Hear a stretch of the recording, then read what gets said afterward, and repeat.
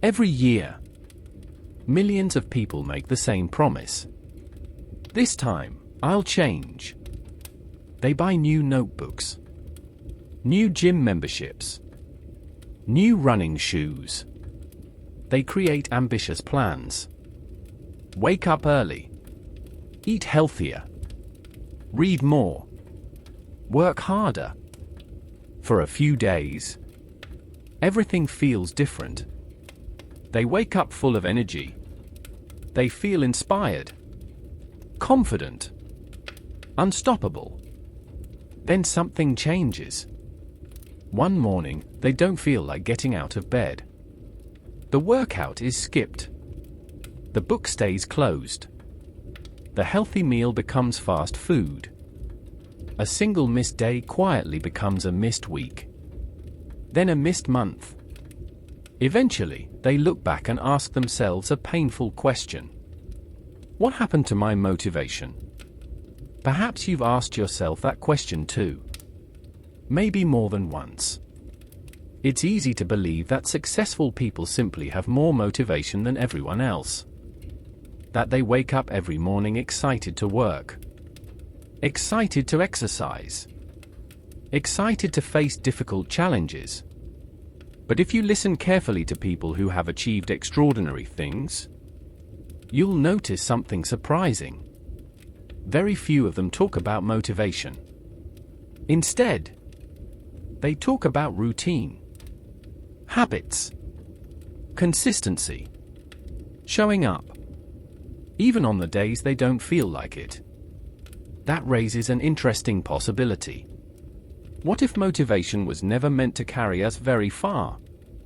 What if we've been placing our trust in something that naturally comes and naturally goes? Imagine trying to sail across the ocean using only the wind. Some days, the journey would be effortless. The wind would push you forward with incredible speed. But other days, the sea would become completely still. Would you simply stop moving? Of course not. A skilled sailor prepares for both. The wind is welcomed when it comes, but the journey never depends on it. Motivation is much the same. When it's present, everything feels easier. Difficult tasks suddenly seem exciting. Big goals appear possible. But motivation is a feeling. And feelings were never designed to remain constant. Some mornings you wake up energized. Other mornings you don't. Some days confidence comes naturally. Other days doubt quietly fills your mind. That isn't failure. It's simply part of being human. The problem begins when we make an invisible agreement with ourselves. I'll start when I feel motivated. It sounds reasonable, almost harmless. But hidden inside that sentence is a dangerous assumption. That action should wait for emotion. And if emotion never arrives, neither does action. Perhaps the most disciplined people in the world have discovered something different. They don't ask themselves, "Do I feel like doing this today?" They ask a far more powerful question. What kind of person do I want to become? Because the answer to that question has very little to do with motivation, and almost everything to do with discipline. There is nothing wrong with motivation. In fact, it can be a wonderful feeling. It gives us energy. It makes difficult tasks seem exciting. It fills us with optimism. The problem is not that motivation exists. The problem is expecting it to stay. Think about the weather. Some mornings, the sky is perfectly clear. The sun is shining. Everything feels light. Other mornings, dark clouds fill the horizon. The temperature drops. Rain begins to fall. We don't become angry at the weather for changing. We expect it to. Our emotions work in much the same way. Some days you wake up inspired. Other days, even the smallest task feels difficult. Both days are completely normal. Yet many people make an important mistake. They only take action on the sunny days. When motivation is high, they exercise. They study. They write. They pursue their goals. But when motivation disappears, their habits disappear with it. Imagine a farmer who decides to water his crops only when he feels inspired. Some weeks, the plants receive everything they need. Other weeks, nothing at all. The harvest would be unpredictable. Not because the seeds were bad, but because the care was inconsistent. Our goals grow in exactly the same way. They do not depend on occasional bursts of enthusiasm.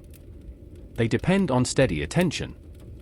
This is why motivation alone is such an unreliable guide. It asks a question that changes every single day. How do I feel right now?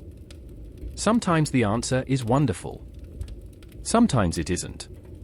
If your actions always follow your feelings, your progress will rise and fall with them. You will constantly begin again. Always excited. Rarely consistent. The people we admire most are not those who always feel motivated. They are the ones who continue even when motivation quietly leaves the room. Not because they enjoy every moment, but because they understand something important. Feelings are visitors. They come. They stay for a while. Then they leave.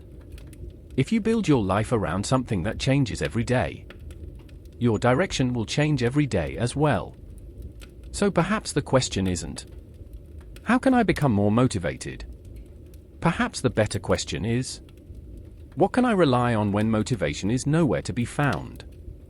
That question leads us to one of the oldest ideas in philosophy. An idea Aristotle understood more than 2,000 years ago. That we are shaped, not by what we occasionally feel, but by what we repeatedly choose to do. Discipline is an identity.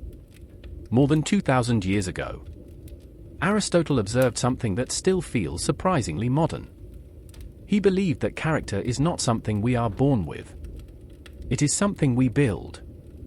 Not through a single heroic act, but through countless ordinary ones. Every choice, no matter how small, leaves a mark.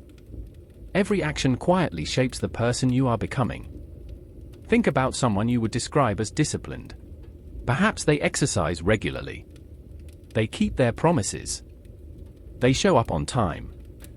They continue working even when the excitement has faded. Now ask yourself a different question. Were they born that way? Probably not. More likely, they became that person through repetition. One decision at a time. Many people believe discipline comes first. That one day, you wake up feeling like a disciplined person. And then your habits naturally follow. Aristotle would likely suggest the opposite.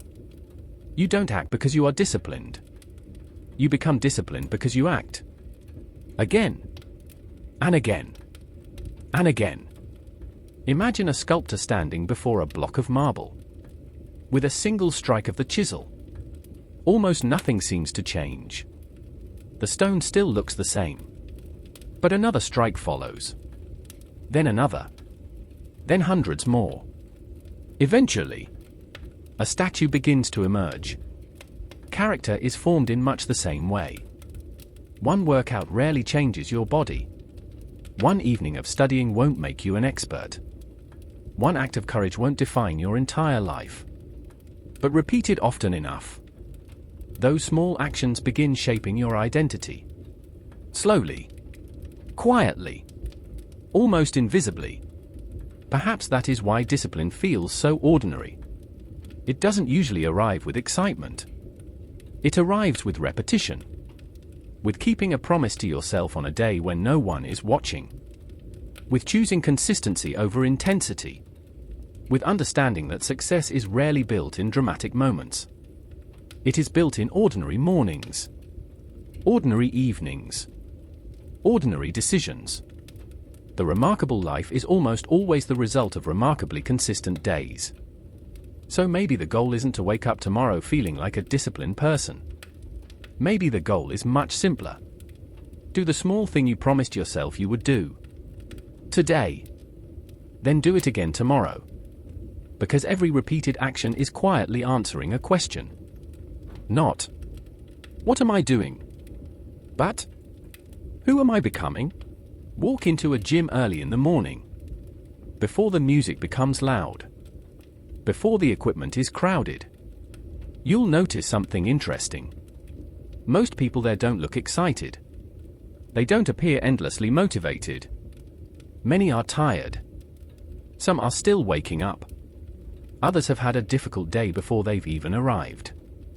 And yet, they came anyway. From the outside, it looks like they're training their bodies. But something much deeper is happening. Every time a person shows up despite not feeling like it, they are casting a vote for the kind of person they want to become. The weight on the bar matters. But the invisible weight matters even more. The weight of keeping a promise to yourself. The weight of choosing long-term growth over short-term comfort. The weight of saying, my feelings don't get to make every decision for me. Perhaps that is the greatest lesson discipline has to offer. Not that emotions are unimportant, but that they are not always qualified to lead. Imagine a captain sailing through rough waters. The waves are powerful. The wind changes direction without warning. If the captain adjusted the course every time the sea became uncomfortable, the ship would never reach its destination. Our emotions are like those waves. They rise. They fall. Sometimes they push us forward. Sometimes they pull us back. A meaningful life cannot be built by changing direction every time our feelings do. It requires a steadier hand. This is why discipline feels different from motivation. Motivation says, I'll begin when I feel ready. Discipline says, I'll begin because I decided this matters. That single difference changes everything. Over time, you begin trusting yourself. Not because every day becomes easy, but because you've proven again and again that your actions are no longer controlled by temporary emotions. Ironically, the more disciplined you become, the less discipline you seem to need. Your habits stop feeling like battles. They become part of who you are. You no longer argue with yourself every morning. You simply do what you've trained yourself to do. Not perfectly, not effortlessly, but consistently. And consistency, repeated over months and years, has a quiet power that motivation can never match. Because motivation helps you start. Discipline makes sure you keep going. When people imagine discipline, they often picture dramatic effort. Running a marathon. Working 18-hour days. Waking up at 4 in the morning. But real discipline rarely looks dramatic. In fact, it often looks almost invisible. A single page read before bed. A short walk instead of staying on the couch. Choosing water over another sugary drink.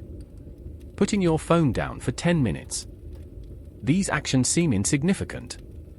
So insignificant, in fact, that many people underestimate them. But life has a curious way of rewarding consistency far more than intensity.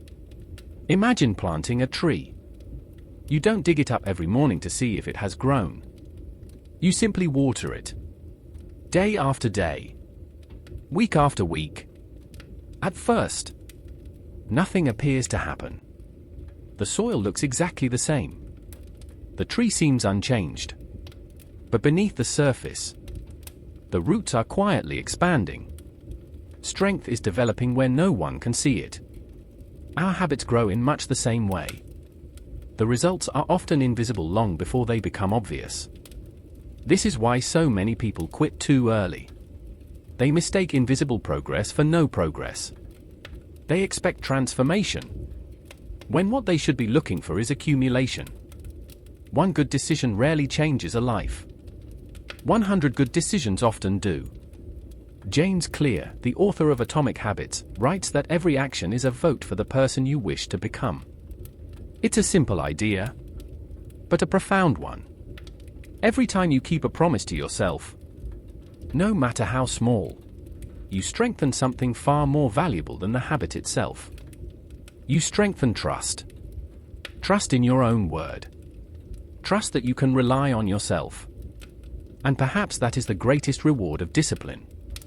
Not a stronger body. Not a larger bank account. Not even greater success.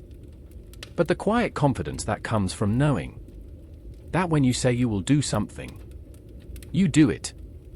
Because in the end, discipline isn't measured by the extraordinary things you accomplish once. It is measured by the ordinary things you choose to do. Again. And again. And again. If there is one idea I hope you remember from this conversation, it is this. Stop waiting to feel motivated. Motivation is a wonderful guest. But it was never meant to become the foundation of your life. Some days, it will arrive without warning. You'll feel energized, focused, ready to take on the world. Other days, it won't show up at all. And that's okay. Because your future should never depend on a feeling that changes with the weather. Instead, build something quieter, something stronger. Build habits. Build consistency. Build a life that moves forward even on ordinary days. Aristotle believed that excellence is not a single achievement. It is something we practice again and again, until it becomes part of who we are. Perhaps discipline works the same way. It is not a punishment. It is not about becoming harder on yourself. It is an act of self-respect. A quiet promise that the person you want to become is more important than the comfort you happen to feel today. So tomorrow morning, when the alarm rings, when the excuses begin to appear, when motivation is nowhere to be found, remember this. You don't need to feel ready. You only need to take the next small step. Because every time you choose action over excuses, consistency over comfort, and purpose over impulse, you become, little by little, the person you once hoped to be. Thank you for spending these moments with me. If this reflection gave you a new perspective on discipline, I hope you'll join me again for another journey through philosophy, psychology, and the timeless ideas that help us build a wiser life. Until next time, take care. And remember, a meaningful life is rarely built in moments of inspiration. It is built in moments of decision.